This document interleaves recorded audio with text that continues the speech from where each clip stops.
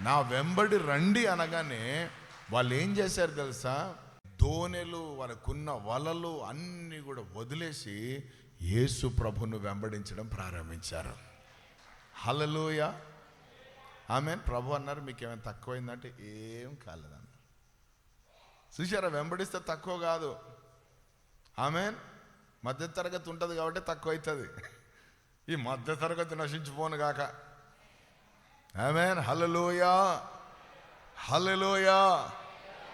అర్థమైందా? వెంబడించాలంతే. ప్రభు మాటను వెంబడించాలి. వాళ్ళు వెంబడించింది మాటను వెంబడించారు, ఆయన పిలుపును వెంబడించారు, ఆయన కాల్ని వెంబడించారు.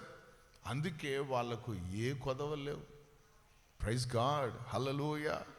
ఏందండి, చేపలు పట్టేటోళ్ళు నిలబడితే ఆ ఆస్తులు, చిరస్తర ఆస్తులు అన్నీ అమ్మేసి అవన్నీ పట్టుకొని వచ్చి వాళ్ళ కాళ్ళ దగ్గర పడేశారు. ఏమే